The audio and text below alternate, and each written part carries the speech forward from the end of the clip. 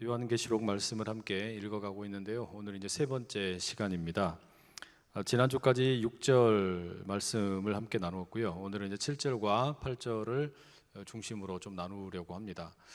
왜 이렇게 서론의 이야기를 길게 이야기하냐라고 생각하실지도 모르겠는데, 모든 성경이 다 그렇겠지만 특별히 요한계시록은 앞부분의 이 이야기를 우리가 좀 유심히 잘 읽어야 될 필요가 있습니다.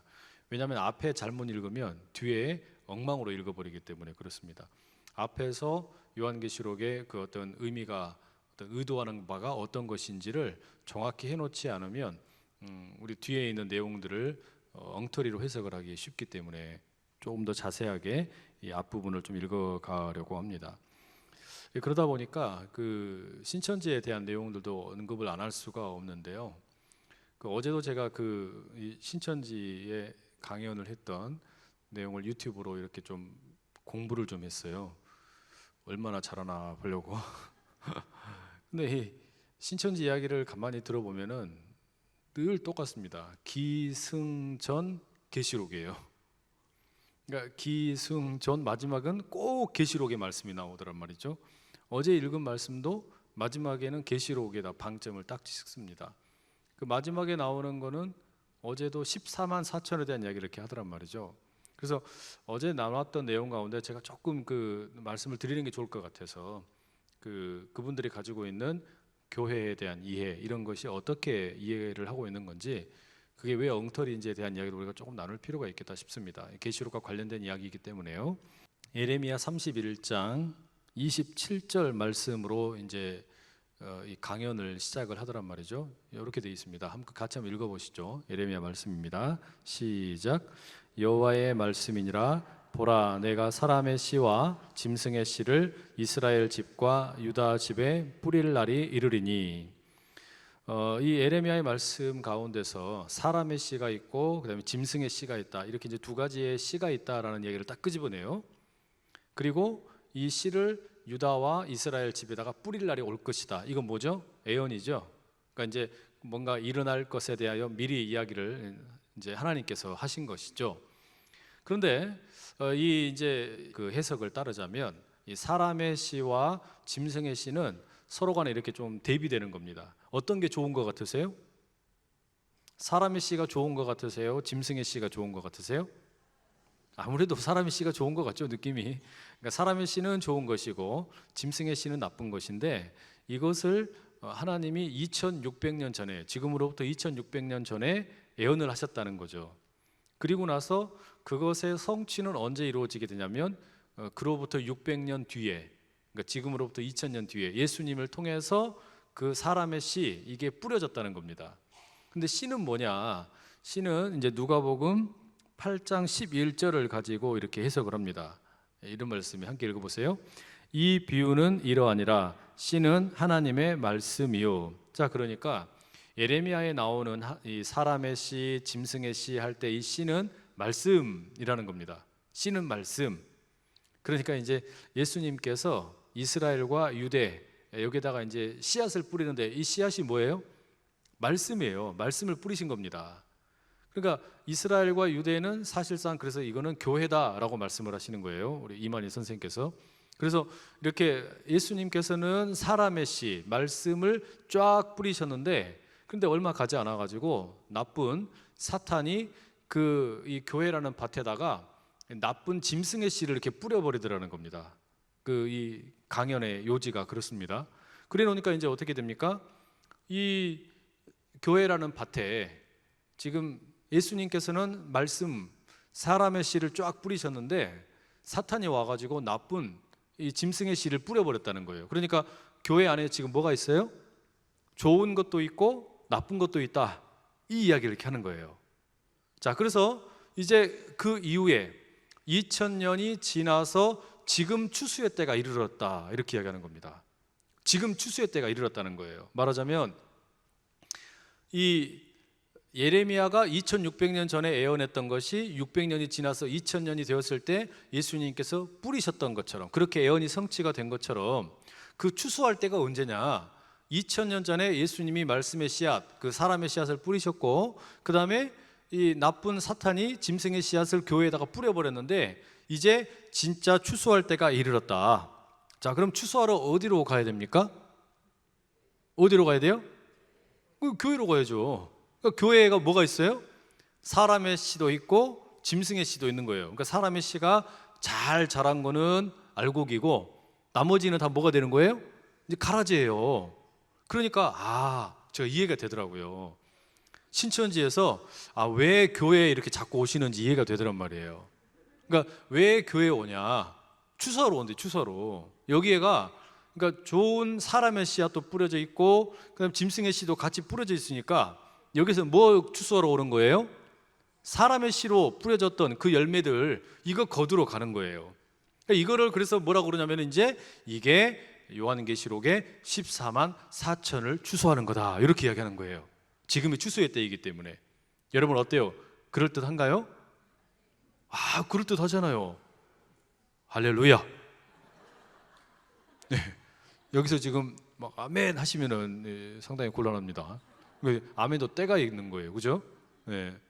그러면 이거를 여러분 우리가 이게 그러면 왜 뭐가 잘못된 거냐? 도대체 이렇게 그 성경을 시원하게 풀어주는데 막 뚫린 게 뭔지 그냥 하수구 막힌 게 뚫어지는 느낌인데 체했던 게 뻥 뚫린 느낌인데 이렇게 깊은 영적인 의미를 깨닫게 해주셨는데 우리도 그럼 그런 말씀을 좀 더 많이 귀 기울여 들어야 되는 거 아니냐? 그러면 큰일 납니다. 왜냐?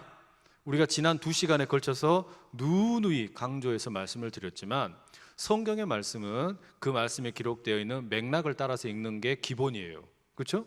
그러니까 어떤 책에 말씀이 있다. 마태복음이 있으면 마태복음의 말씀이 있고 또 예레미야의 말씀이 있으면 예레미야 말씀이 있는데 이 말씀들은 아무렇게나 골라서 그냥 읽은 다음에 다른 데 있는 말씀이랑 짝입기 해가지고 이렇게 해석을 할 것이 아니고 마태복음의 말씀은 어떻게 해석을 해야 돼요? 마태복음의 그 문맥 안에서 읽어야만 된다라는 이야기입니다.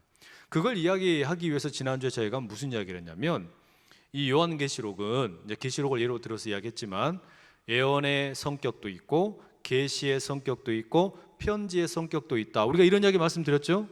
그런데 우리가 편지를 읽을 때 내가 읽고 싶은 부분만 한 구절만 딱 골라가지고 이거를 그냥 해석해 버리면 돼요, 안 돼요? 안 된단 말이에요. 보니까 남자친구가 여자친구한테 편지를 보냈어요. 근데 이 편지의 그 모든 내용은 다 뭐냐면은 이 사랑한다는 이야기예요. 예? 결론적으로는 사랑한다는 이야기인데 그 중에 딱 한 구절, 사실은 내가 조금 서운한 것이 있었다. 이런 구절이 있었다고 상상을 해보세요. 그러면 그 구절만 하나 딱 떼내면은 그러면 이건 뭘로 읽혀져요? 이거는 러브레터가 아니라 서운하다라는 이야기로 읽어버려지는 게 아니에요. 그렇게 읽으면 됩니까, 안 됩니까? 완전 헛소리지, 그렇게 읽어버리면. 그렇죠? 그래서 예레미야 31장 27절을 가지고 읽기 시작을 했는데 이게 왜 엉터리냐?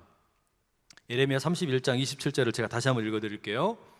여호와의 말씀이니라. 보라, 내가 사람의 씨와 짐승의 씨를 이스라엘 집과 유다 집에 뿌릴 날이 이르리니. 이거는 우리 구약 성경을 개역 개정판으로 제가 읽어드린 겁니다. 근데 신천지에서는 꼭 뭘 하라 그러냐면은 개역 한글판만 읽으라 그래요. 개역 한글판만. 그런데 개역 한글판이 아니라 다른 번역본으로 읽으면 이게 무슨 의미인지가 분명하게 이렇게 드러납니다. 그러니까 한번 읽어볼게요. 이제 제가 다른 번역본을 읽어드리겠습니다. 새 번역 화면 떴죠? 제가 읽어드릴게요. 그때가 오면 내가 이스라엘 집과 유다 집에 사람의 씨와 짐승의 씨를 뿌리겠다. 나 주의 말이다. 이렇게만 읽어서는 아직 무슨 뜻인지 잘 모르겠죠? 앞에 개역 개정과 별 차이가 없습니다. 이거 말고 공동 번역 개정판도 있어요. 이건 함께 같이 한번 읽어보실게요. 함께 읽습니다. 시작. 앞으로 이런 날이 오리라. 내가 분명히 말해둔다. 이스라엘 가문과 유다 가문을 사람이나 짐승 할 것 없이 씨를 뿌려 농사 짓듯이 불어나게 하리라. 자, 그러면 이 공동번역 개정판이 우리가 이해하기 쉽게 돼 있어요. 이 말씀의 그 맥락이 어떤 맥락이냐면 여러분이 그 예레미야 이 31장 보시면 그 이렇게 작은 글씨로 보통 단락에 어떤 그 핵심적인 내용을 요약해 놓은 표시들이 있죠. 색깔별로 이렇게 돼 있는 경우가 있습니다. 거기에 무슨 의미가 돼 있냐면은 이스라엘이 뭐 포로가 되고 이렇게 또 어려움을 겪다가 돌아와서 회복된다라는 그런 내용의 메시지가 이렇게 적혀 있어요. 그게 무슨 이야기냐면은 지금 에레미야 31장은 뭐 사람의 씨와 짐승의 씨를 대비시켜서 사람의 씨는 좋은 것이고 짐승의 씨는 나쁜 것이고 요 씨앗을 뿌리겠다라는 그 예언이 아니라, 지금 공동번역 읽어보니까 무슨 이야기예요? 사람들이 그냥 심판을 받아가지고, 이스라엘이 심판을 받아가지고 사람들도 다 잡혀갔다가 이제 겨우 몇 명 돌아와요.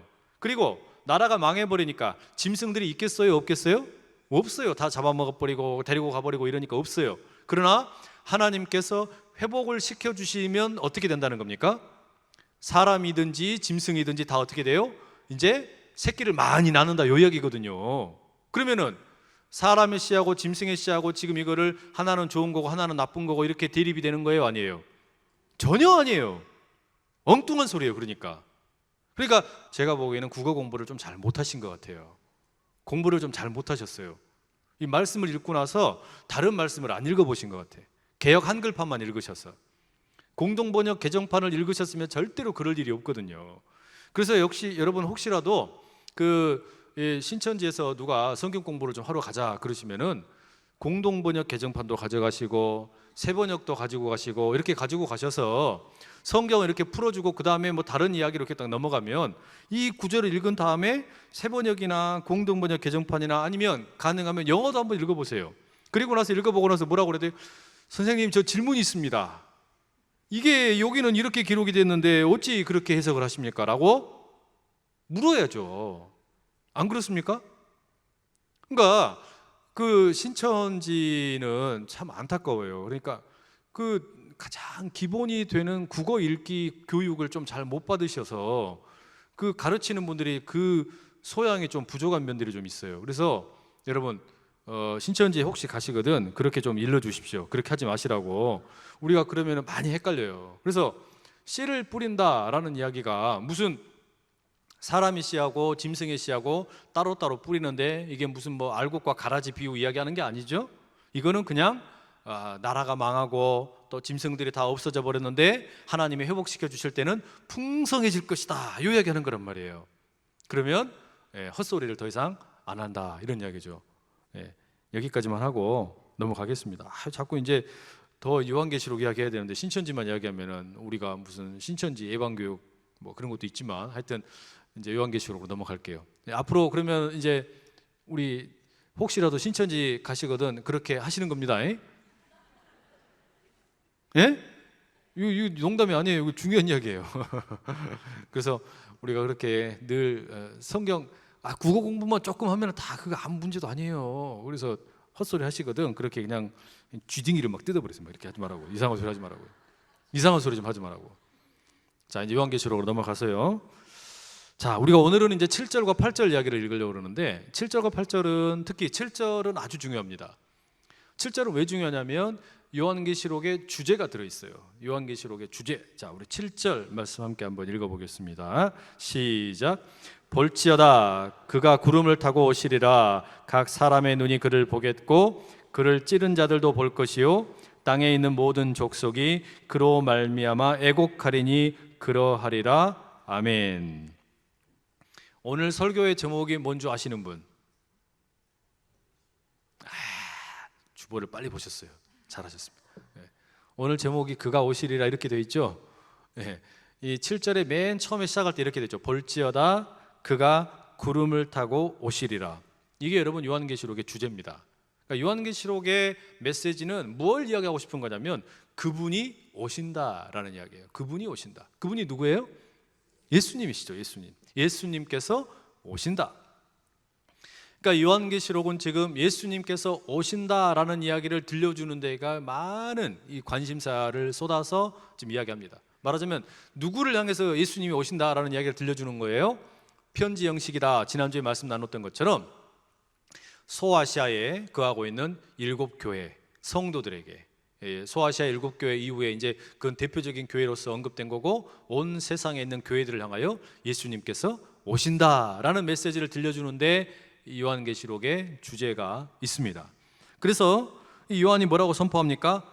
볼지어다. 이거 우리말로 바꾸면 볼지어다 이렇게 말하는 사람 없잖아요. 요즘에 여러분 요즘에 뭐 우리가 뭐 이렇게 대화를 할 때 뭐 볼지어다 이렇게 말하는 사람은 없어요, 그죠? 근데 우리가 이걸 이렇게 하면 됩니다. 봐라, 봐라 이야기, 봐라. 이걸 봐라. 뭘 보라는 거예요? 주목을 끌려고 하는 거예요. 지금 상대방의 주목을 끌려고. 그러니까 볼지어다 이 말은 나를 주목해라. 내가 지금 말하는 걸 잘 들어라. 예수님께서 구름 타고 오실 것이다. 요 얘기예요. 자, 그런데 예수님께서 뭘 타고 오신다고요? 구름을 타고 오신대요. 이 구름은 요한이 만들어 놓은 어떤 그 표현은 아니고 다니엘서 7장 13절에서 가지고 온 표현입니다. 다니엘 7장 13절에 이런 표현이 나옵니다. 함께 읽어볼게요. 시작. 내가 또 밤 환상 중에 보니 인자 같은 이가 하늘 구름을 타고 와서 옛적부터 항상 계신 이에게 나아가 그 앞으로 인도되매. 그러니까 다니엘서에 나왔던 인자 같은 이, 이게 예수님을 가리키는 표현이었거든요. 그 다니엘의 환상 가운데 보였던 인자 같은 이가 예수님으로 이 땅에 오셨고 그 예수님에 대한 묘사 가운데 구름을 타고 오실 것이다, 이런 이야기인데, 여러분 이거는 조금 어려운 이야기지만 제가 오전에도 말씀을 드렸던 내용이기 때문에 드리는 게 좋을 것 같아요. 우리가 요한계시록을 장르별로 이렇게 나눠볼 때 계시의 말씀이기도 하고 예언의 말씀이기도 하고 편지로 기록된 말씀이기도 하다, 이런 이야기 나눴죠. 근데 이 계시라는 것을 어떻게 우리가 정리를 했냐면, 역사, 우리가 살아가는 이 시간의 역사는 하나로 흘러가지만 이 시간의 역사는 두 가지 차원이 있다라는 이야기를 드렸어요. 하나는 무슨 차원이에요? 우리가 이렇게 직접적으로 경험하는 땅의 차원의 역사, 그러니까 우리가 일상적으로 경험하는 역사입니다. 우리가 늘 보는 이 사건들을 경험하는 역사, 이걸 땅의 차원이라고 부를 수 있고, 우리 눈에 보이지 않는 초월적인 역사가 있어요. 초월적인 차원이 있어요. 이 역사의 주관자가 땅에 있는 게 전부가 아니고 하나님께서 다스리신다라는 관점으로 보는 하늘의 차원이 있다는 이야기예요. 그러면 요한계시록은 지금 무엇을 보여주는데, 무엇을 계시하는데 관심이 있는 겁니까? 땅의 차원이에요? 하늘의 차원이에요? 하늘의 차원이에요. 그러니까 땅이라는 것은 지금 우리가 일반적으로 경험하는 역사, 일반적인 차원, 이걸 말하는 거고, 하늘의 차원이라는 것은 무슨 이야기예요? 초월적인 차원이에요. 초월적인 차원. 그죠? 네. 이걸 잊어버리면 안 됩니다. 그죠? 자, 그러면은 하늘의 차원이다, 또는 뭐 예수님께서 하늘에 계신다 그럴 때 그 하늘은 어떤 하늘입니까? 우리가 밖에 나가가지고 보게 되는 그 하늘인가요? 네? 우리가 밖에 나가서 보는 그 하늘을 말하는 것은 아니겠죠? 좀 헷갈리죠? 그래서 제가 이야기를 할까 말까 망설였는데, 이 하늘은 그 하늘이 아니에요. 예수님께서 십자가에 죽으시고 부활하셔서 제자들에게 모습을 보여주시고 40일 후에 이제 승천하시죠. 하늘로 올라가셨어요. 분명히 하늘로 올라가셨는데, 근데 그 하늘은 우리가 보는 저 높은 하늘입니까? 아니죠. 만약에 예수님께서 하늘에 계신다 그러면 어떤 일이 생기냐면, 우리가 비행기를 타고 가다가 예수님을 보게 될 가능성이 높겠죠. 거기가 하늘 높은 데니까. 그럼 가다가 보면 예수님 보고, 예수님 안녕하십니까? 다녀오겠습니다, 이렇게 인사해야 되는 거 아니에요. 그러니까 그 하늘은 우리가 보는 그 하늘이 아니에요. 왜요? 우리가 일반적으로 보는 하늘은 그것은 땅의 차원으로 그냥 보이는, 감각적으로 보이는 하늘이고, 성경에서 하늘이라고 할 때는 이것은 우리의 시간과 공간을 뛰어넘는, 우리가 말하자면은 감각적으로는 경험할 수 없는 초월적인 세계를 가리키는 표현입니다. 무슨 말이 이해되세요? 그러니까 우리가 일반적으로는 경험할 수 없는 차원을 빗대어서 하늘이라고 부르는 겁니다. 그러니까 하나님께서 다스리시는 세계다, 이런 의미예요. 이거 뭐 어렵지 않으시죠? 그러니까 예수님께서는 그것을 어떻게 우리에게 살짝 보여주셨냐면은, 그 하늘의 차원을요, 예수님이 십자가에 죽으시기 전에는 예수님이 입으셨던 몸은 어떤 몸이었어요? 우리랑 똑같은 몸이었죠. 사람과 하나도 다를 바가 없는, 우리와 다를 바가 없는 몸이었는데, 그 예수님께서 십자가에 죽으셨고 그리고 부활하셨을 때는 어떻게 됩니까? 그 몸이 이제 부활의 몸으로 바뀌었어요. 부활의 몸으로. 그렇죠? 부활의 몸으로 바뀌니까 분명히 우리의 몸과 비슷하지만 똑같지는 않아요. 그래서 어떤 일이 생기냐? 제자들은 예수님이 죽으신 것만 알고 이제 그렇고 어떻게 할까? 우리 이제 어떻게 살아야 되냐? 야, 이제 우리 죽었다. 다 큰일 났다. 저 유대인들이 우리 잡아 죽이려고 그런다. 로마 군인들이 우리 잡아 죽이려고 그런다. 벌벌 떨고 모여가지고 다 그냥 막 엉엉엉엉엉 하고 있는데 어떻게 해요? 예수님께서 몸으로 갑자기 노크도 안 하시고 정정정 하고 착 나타나신 거예요. 그래가지고 어떻게 합니까? 사람들 앞에서 자기를 딱 보여주시잖아요. 이때 몸은 그러니까 어떤 몸이냐면은 우리의 몸과 비슷하지만 똑같지는 않은 몸이에요. 차원이 다른 몸이에요. 그렇죠? 이런 일이 말하자면은 부활 이후에 예수님이 입으신 몸 가운데 나타났고 예수님께서는 바로 그런 차원으로 들어가셨어요. 그러니까 우리가 이게 뭐 정확한 설명은 아니겠지만 영화 가운데 뭐 인터스텔라 이런 영화에 보면은 무슨 막 블랙홀 막 이런 게 나오죠. 뭐 그런 거 나오면 뭐라 그러냐면 거기는 막 시간도 사라져버리고 공간이 막 뒤죽박죽이 되어버리고 그래가지고 뭐 미래에 있는 그 사람이 갑자기 내게 손을 내밀어서 막 이렇게 막 다가오기도 하고 막 이러죠. 근데 우리가 그걸 이 차원에서는 느낄 수 있어요, 없어요? 몰라요. 다만 조금씩 아는 거예요. 조금씩 어렴풋하게. 그러죠? 마치 그것처럼 지금 예수님께서는 하늘에 계신다라고 할 때는 바로 그런 어떤 그 우리가 감각적으로 알 수 없는 우리의 시간과 공간의 차원을 뛰어넘어 계신다라는 의미를 담고 있습니다. 그런데 그 예수님께서 하늘에서 이렇게 오신다라는 말은 그 우리의 시간과 공간의 차원과 다른 곳에 계시는 그 예수님께서 이제 우리가 볼 수 있는 모습으로 오신다는 거예요.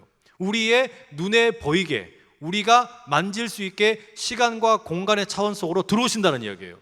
예수님이 그렇게 오신다는 거예요. 근데 그것을 매개하는 역할을 뭐라고 이야기하냐면 지금 구름이라고 이야기한 겁니다. 그러니까 예수님이 구름 타고 오신다 그러니까 무슨 손오공의 근두운이 아니에요. 구름 와라 삥 와가지고 예수님이 뭐 그 구름 타고 뭐 이렇게 운전해서 오시는 게 아니란 말이에요. 내비게이션 눌러가지고 한국 안산 가자 뿅 하면 뿅 이렇게 오는 그런 게 아니란 이야기예요. 구름은 지금 뭘 말하는 거냐면 우리가 그냥 그림을 딱 그려보면 하늘과 땅의 중간에 있는 모습 아닙니까? 구름이. 그죠? 그러니까 구름을 타고 오신다라는 이야기는 우리가 살고 있는 땅의 차원, 시간과 공간의 차원과 완전히 똑같지는 않지만 하늘의 차원으로부터 이 속으로 들어오신다는 이야기예요. 예수님이 그렇게 오신다는 거예요. 그렇게 예수님께서 오신다. 어렵죠? 어려워요. 그래서 제가 말씀 안 드린다 그랬잖아요. 그러나 여하튼 부활이 신비로운 거니까 부활하신 예수님께서 다시 오신다는 것도 얼마나 신비한 일이겠습니까? 그렇죠? 근데 설명을 하자면 이 정도 할 수 있는 겁니다. 이만큼 설명할 수 있는 사람도 별로 없어요. 하여튼 요만큼이라도 제가 설명하니까 알아서 들으십시오. 그래서 천국의 차원, 하늘의 차원에 계시던 예수님께서 이제 땅의 차원으로 오시는 모습을 구름을 타고 오신다라고 이야기를 했습니다. 근데 중요한 건 뭐냐? 우리의 시간과 공간의 차원을 넘어 계시는 또 다른 차원에 계시는 그 예수님께서 오신다는 거예요. 오신다. 근데 오신다라는 이 동사가 시제가 뭘로 쓰여 있냐면 현재형으로 쓰여 있습니다. 현재. 오신다라는 말로 돼요. 오신다. 근데 번역은 오시리라 미래로 돼 있어요. 근데 이 속에는요, 예수님이 오신다라는 의미 속에는 두 가지가 다 들어 있어요. 현재도 오신다. 그리고 마지막 때에 온전히 오신다. 이런 의미가 들어 있어요. 이게 무슨 이야기냐면 예수님이 마태복음 28장 20절에 뭐라 그러셨어요? 볼지어다 내가 세상 끝날까지 너희와 항상 함께 있으리라. 이렇게 얘기하셨죠. 세상 끝날까지, 이 세상이 끝나는 날까지 예수님께서 부활 승천하시면서 제자들에게 남겨주신 말씀이 뭐였습니까? 내가 너희들과 항상 함께 있을게. 그러면은 현재 우리랑 함께 계신다는 이야기예요? 안 계신다는 이야기예요? 계신다는 이야기예요. 이게 왜 중요하냐면은 만약에 예수님 보세요. 마지막 때만 오신다 그러면 우리가 현재 살아갈 동안에는 그럼 예수님이 계신다는 이야기예요? 안 계신다는 이야기예요? 안 계신다는 그런 느낌이 돼버리잖아요. 그런 이야기가 아니에요. 그러니까 예수님이 오신다라는 이야기는 지금 믿음이 흔들리는 사람들, 또 유혹을 받아가지고 내가 예수 믿지 말아버릴까? 그냥 다른 데 갈까? 그냥 사주팔자나 좀 따지러 갈까? 아니면은 가서 좀 이렇게 불공이나 좀 들어볼까? 이슬람을 믿어볼까? 아니면은 그냥 무속신앙을 믿어볼까? 아니면 그냥 나를 믿을까? 돈을 믿을까? 명예를 믿을까? 권력을 믿을까? 이런 걸 붙들고 살까 말까 망설이고 있는 그런 사람들에게 예수님께서 어떻게 하시겠다는 거예요? 아서라, 나 여기 있다. 너 그러면 죽는다. 이러신단 말이에요. 예수님께서 그러니까 지금 우리에게도 오고 계신다는 얘기예요. 오셨다 이 말이에요. 오신다. 우리와 함께 계신다. 이 오신다는 이야기는 볼지어다 그가 구름 타고 오시리라. 이 오심은 지금도 오시고 그리고 마지막 때 어떻게 하시는 거예요? 최종적으로 오셔서 지금 우리를 넘어뜨리려는 악한 세력들을 어떻게 하신다고요? 그때는 완전히 끝장을 내시는 거예요. 지금은 이게 아직 조무래기들이 남아 있습니다. 지금은 악한 세력의 조무래기들이 남아서 계속해서 하나님의 사람들을 힘들게 하려고 하지만 이제 예수님이 마지막 미래에 최종적으로 오시면 그때는 다 끝나요. 그러나 그때까지 우리를 견디도록 예수님이 또 지금도 우리와 함께 와서 계신다는 이야기예요. 이 예수님이 우리 모두에게 힘이 되실 수 있기를 간절히 축복합니다. 자, 그 다음에 7절에 뭐라고 그러냐면 볼지어다 그가 구름을 타고 오시리라. 그 다음에 뭐라고 그러냐면 예수님이 오시는데 이제 이거를 최종적인 차원에서 이야기하는 관점이 이 요한계시록 속에는 많이 들어있어요. 현재도 오시고 그리고 마지막에 최종적으로도 오시는데, 자, 예수님이 마지막에 이제 진짜로 구름을 타고 오십니다. 둥둥둥둥둥둥 내려오세요. 그 예수님의 오심에 대한 묘사를 7절의 하반절에 뭐라고 이야기하냐면 각 사람의 눈이 그를 보겠고 이렇게 이야기해요. 뭐라고요? 각 사람의 눈이 그를 보겠고. 이거 어마어마하게 중요한 이야기입니다. 예수님께서 오시는 것을 각 사람이 다 본다라는 이야기는 예수님께서 지금 그러니까 몇몇 사람들에게만 보이게 오신다는 이야기가 아니죠. 몇몇 사람들만 알게 오시는 게 아니라 예수님이 최종적으로 오실 때는, 그러니까 인류의 역사가 끝나게 되는, 세상의 끝날에 오시게 될 때는 모든 사람이 어떻게 되는 거예요? 다 보게 되는 거예요. 다 보게 된다는 이야기예요. 그러니까 자칭 내가 예수다라고 말하는 사람들이 있어도 우리가 그냥 콧방귀를 끼는 게 넌 예수 아니야 라는 증거가 요 7절의 말씀이에요. 각 사람의 눈이 다 그를 본다니까요. 예수님을 볼 거란 이야기예요. 예수님이 오시면 그걸 다 보게 된다는 이야기예요. 이 땅에 살고 있는 모든 사람, 한 사람도 예외 없이 다 보게 된다는 이야기입니다. 이 말씀의 또 다른 근거가 어디에 있냐면은 사도행전 1장 11절에 이런 표현도 나옵니다. 제가 읽어드릴게요. 사도행전 1장 11절 이르되 갈릴리 사람들아 어찌하여 서서 하늘을 쳐다보느냐. 너희 가운데서 하늘로 올려주신 이 예수는 하늘로 가심을 본 그대로 오시리라 하였느니라. 뭐라고요? 예수님이 하늘로 가심을 너희들이 본 그대로 뭐라고요? 오신대요. 그러니까 예수님이 하늘로 올려지신 모습 그대로 오시는 거, 그러니까 우리가 그걸 다 보게 된다 이 이야기예요. 지금 요한계시록 그 이야기 하는 겁니다. 그러니까 미안하지만 이 땅에 예수님이라고 말하는 사람들 다 가짜예요. 다 가짜예요. 왜요? 각 사람의 눈이 다 그를 보게 될 거라 그랬으니까. 그죠? 그 다음에 각 사람의 눈이 그를 보겠고 그를 찌른 자들도 볼 것이요. 자, 찌른 자가 누구예요? 예수님을 찌른 자 누굽니까? 누가 예수님 찔렀습니까? 로마의 군인이 예수님을 찔렀죠. 로마의 군인이 예수님을 찔러가지고 그 옆구리를 찔러서 물과 피가 쏟아지게도 했고 예수님 돌아가시게 만들었지 않습니까? 그러면 그를 찌른 자가 볼 거다 이 이야기는요, 지금 무슨 이야기냐면 이 요한계시록을 받게 되는 이 소아시아에 있는 이 성도들의 입장에서 보면은 당시에 제일 권력이 센 그 어떤 그 세력이 누굽니까? 로마 군인들이거든요. 로마 황제. 그가 예수님 죽인 거 아닙니까?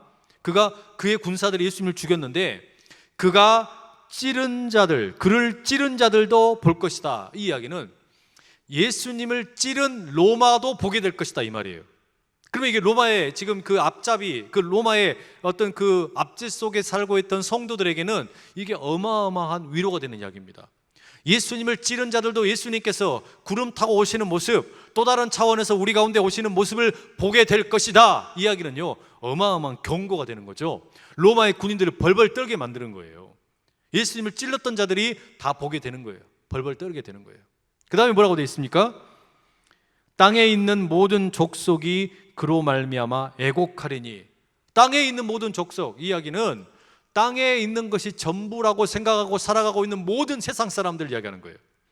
땅의 차원에 족한 줄로 알고 땅의 차원이 전부인 줄 알고 하늘의 차원을 바라보지 못한 채 자신들의 시선을 땅에다가 박아놓고 돈이 전부라고 생각하고 살던 사람들, 힘이 전부라고 생각하고 살던 사람들, 또 자기 욕망을 채우는 게 전부라고 생각하고 살던 사람들, 이런 모든 땅의 노예로 살아가고 있는 사람들, 이 사람들이 다 뭐 한다고요? 예수님을 보고 뭐 한다고요? 뒤늦게 애곡을 한답니다. 뒤늦은 후회예요. 뒤늦은 후회. 내가 빨리 예수님 믿을 걸 왜 예수님 안 믿었을까?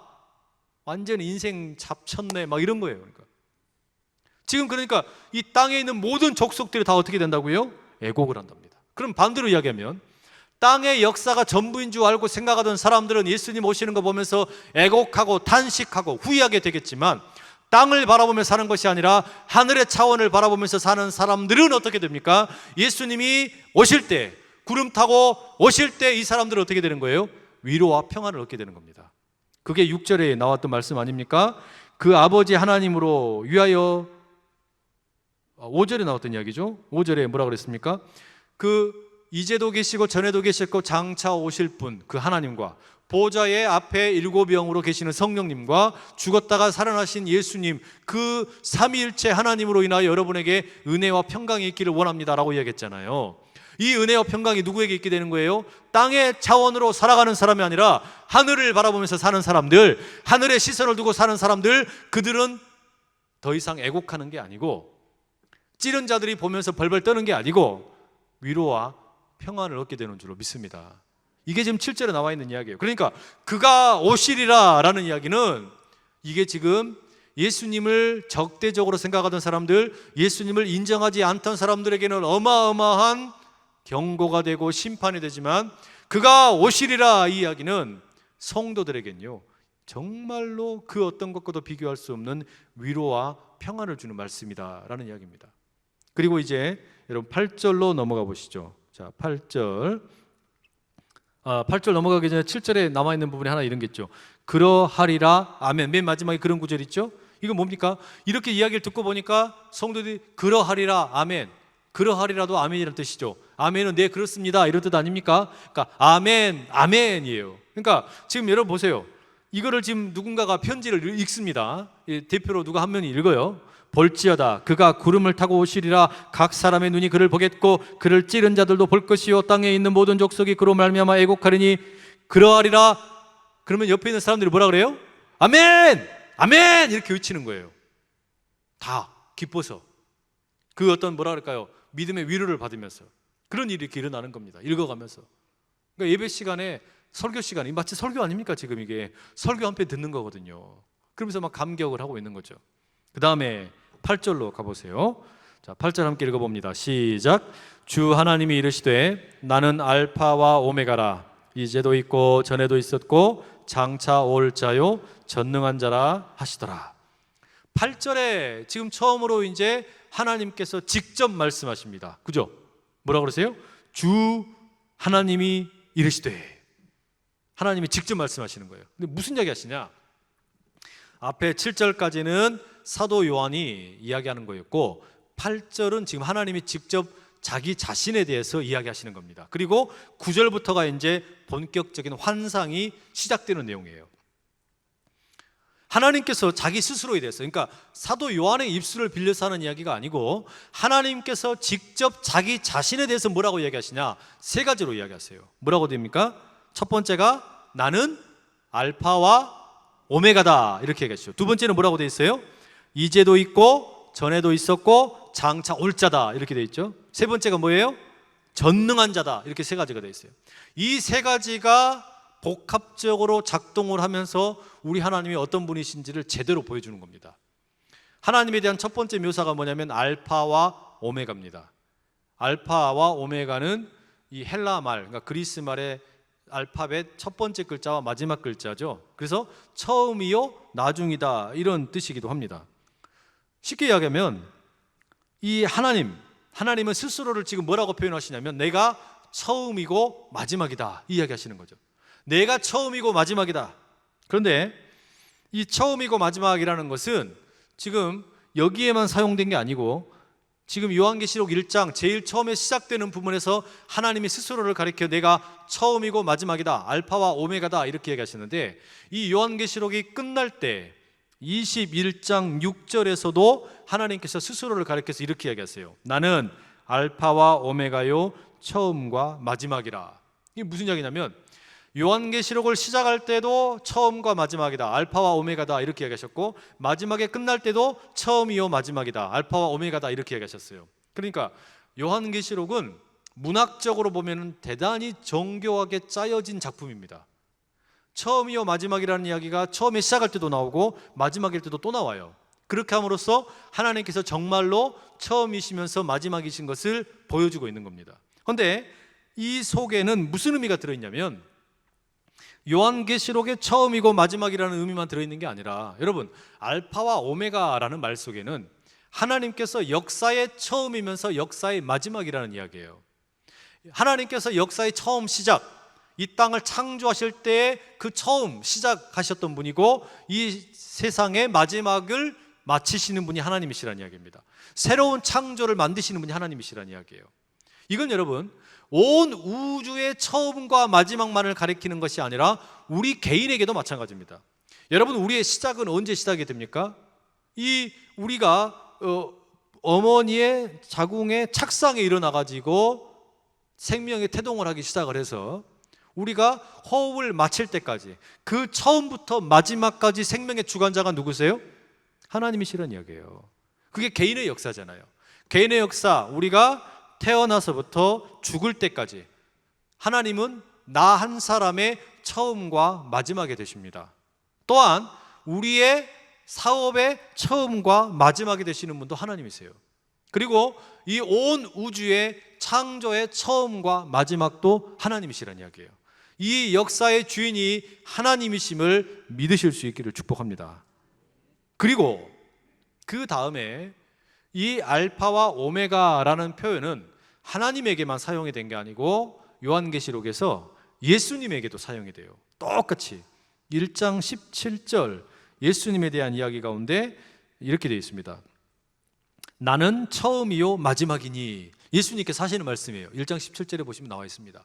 그러니까 예수님의 처음이요 마지막이라는 이야기도 요한계시록 1장 처음 시작할 때 나오고, 마찬가지로 요한계시록 맨 마지막 22장 13절에서도 예수님이 이렇게 이야기하세요. 나는 알파와 오메가요, 처음과 마지막이요, 시작과 마침이라.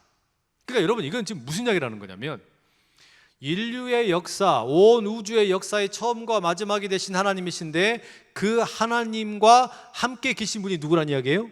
예수님이란 이야기예요. 예수님이 이 역사의 처음부터 함께 하셨고 마지막까지 함께 계시는 분이라는 이야기입니다. 여러분, 이게 왜 중요하냐면, 하나님이 역사의 처음이요 마지막이다 라고 하면은 그럴 수 있지, 아멘 할 수 있는데, 예수님은 지금 이 초대교회 성도들이 몸으로 이 땅에 오셨던 분이라는 걸 알고 있잖아요. 그리고 그분이 십자가에 죽으셨던 분이라는 걸 알고 있잖아요. 죽으셨는데 부활하신 분이에요. 근데 그분을 가리켜서 지금 하나님이라고 이야기하는 거예요. 그 예수님이 곧 하나님이라고 이야기하는 겁니다.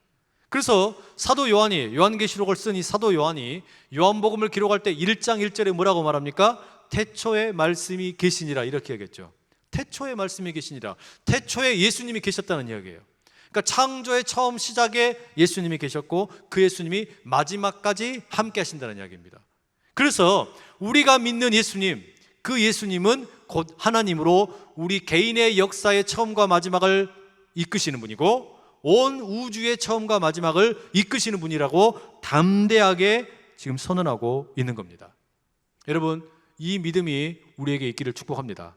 그러니까 역사의 주관자예요. 역사의 주관자. 역사의 주관자라는 이야기죠. 처음과 마지막이라는 이야기는, 알파와 오메가라는 이야기는 우리 하나님이, 우리 예수님이 여러분 개인의 역사의 주관자가 됐어요. 그 다음에 하나님의 스스로를 뭐라고 말씀하시냐? 이제도 있고 전에도 있었고 장차 올 자요, 이렇게 얘기합니다. 이게 왜 중요하냐면, 여러분, 역사의 주관자, 내 삶의 주관자, 내 삶의 처음부터 마지막까지 주관하시는 그 하나님, 그 예수님이 역사의 주관자이기는 한데 나로부터 저기 멀리 계신다고 생각해 보세요. 그럼 의미가 있어요, 없어요? 그럼 의미가 없잖아요. 내 삶을 주관하시기는 주관하시는데 그냥 리모컨으로 저기 멀리 하늘에서 시간과 공간의 차원을 벗어나 있는 곳에서 그냥 리모컨으로 내 생명을 켰다가 내 생명을 끄는 분이다. 아니, 그러면 뭐 아무 의미가 없잖아요.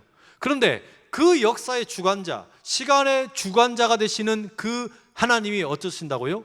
이제도 계시고 전에도 계셨고 앞으로도 계실 거예요. 장차 오실 분이에요. 근데 여기서 이제도 계시고라는 말 속에 뭐라는 어떤 단어를 하나 넣어줘야 되냐면요, 이제도 함께라는 말을 넣어줘야 돼요. 그러면 이게 이제 느낌이 딱 옵니다. 어떻게 됩니까? 이제도 나랑 함께 계시고, 전에도 나랑 함께 계셨고, 장차 미래에도 나랑 함께 계실 분이다 이야기예요. 이러면 여러분, 역사의 주관자이신 하나님이, 시간의 주관자이신 하나님이 내 과거와 현재와 미래에 동행하신다는 이야기죠. 그게 하나님이라는 이야기예요. 그게 하나님이라고. 내 생명을 처음부터 끝까지 주장하시는 분이 멀리 떨어져 계시는 게 아니라 나랑 과거, 현재, 미래 항상 함께 하신다는 이야기입니다. 어마어마한 말씀이죠. 마지막에, 근데 그 하나님이 어떤 분이냐? 자, 한번 보세요. 시간을 주관하시는, 역사를 주관하시는 처음과 끝이 되시는 하나님이세요. 그리고 나와 함께 하시는 하나님이세요. 그런데 능력이 없어, 힘이 없어, 아무런 도움이 안 돼. 그럼 쓸모가 없잖아요. 그럼 쓸모 있어요, 없어요? 옆에서 계속 밥만 축내면 어떻게 돼요? 이거 뭔 쓸모가 있어요? 뭔 쓸모가? 그런 하나님이 무슨 쓸모가 있겠어요? 그렇죠? 그러니까 시간의 처음과 마지막을 주관하시는 분인 거 오케이, 알겠어요. 그런데 그분이 나랑 함께 하신대요. 과거에도 함께 하셨고, 지금도 함께 하시고, 앞으로도 함께 하실 거래요. 그런데 게다가 뭐 하신 분이에요? 전능하신 분이에요. 내 도움이 되신다는 이야기입니다. 그 하나님이 우리 하나님이라는 이야기입니다. 여러분, 이 하나님을 꽉 붙드실 수 있기를 축복합니다. 이런 하나님은 꽉 붙잡아야지. 엉뚱한 데 가가지고 나무 뿌리 뽑아봐야 아무 소용없어요. 그냥 갔다가 물 떠다 놓고 빌어봐야 손바닥만 불나지 아무 소용없다는 말이에요. 뭐 108배를 하든지 뭐 1800배를 하든지 허리만 아프지. 우리가 믿는 하나님이 어떤 분이신지, 내가 내 삶의 주인이 될 필요 없고, 내 삶의 처음과 마지막에 주관자 되시는 하나님이시고, 근데 그 하나님이 저기 멀리 계신 것도 아니고 내 옆에 늘 함께 계신다고 이야기하고, 근데 그분이 힘없는 나약한 분이 아니고 전능하신 하나님이에요. 그분이 내 도움이 되신단 말이에요. 이 하나님이 우리의 하나님이시고 누군가의 하나님이 아니라 바로 나의 하나님이시라고 고백하실 수 있기를 간절히 축복합니다. 하나님이 지금 이제 하나님의 이 하늘의 차원, 땅의 차원에 밖에서 살고 있는 사람들에게 하늘의 차원의 이야기를 들려주시면서 내가 이런 분이다 라고 보여주시는 겁니다. 지금 이 은혜를 지금 이제 나누어 주려고 하는 거예요. 이게 여러분, 이 땅 가운데 살면서 예수 믿으며 사는 거 쉽지만은 않지 않습니까? 예수 믿고 믿음 지키고 산다라는 게, 이 교회 가운데서 신앙생활 하면서 산다라는 게 쉽지만은 않은 일인데, 우리가 믿는 하나님이 이런 하나님이기 때문에 이 믿음 더욱 굳셀 수 있기를 간절히 축복합니다. 그때 하나님께서 늘 위로하시고 힘주시고 평안함으로 우리 가운데 함께 하실 것을 믿고 축복합니다. 기도하겠습니다. 사랑의 아버지 하나님, 오늘도 우리에게 수요일 저녁 예배 허락하여 주시고 한 자리에서 함께 모여 예배케 하여 주시니 감사를 드립니다. 주님, 우리가 믿는 하나님은 시간의 역사의 주관자가 되셔서 처음과 나중에 되시는 분이시요, 그러나 멀리 계시는 분이 아니요, 지금도 함께 계시고 전에도 함께 계셨고 앞으로도 함께 계실 참으로 좋은 하나님이시며 또한 전능하신 하나님이시며 우리가 감사를 드립니다.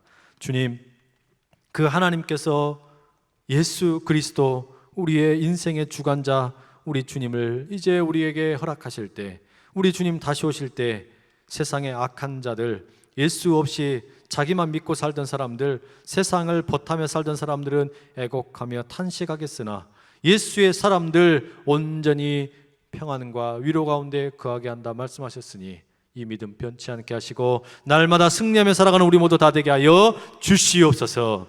예수님의 이름으로 기도드립니다. 아멘.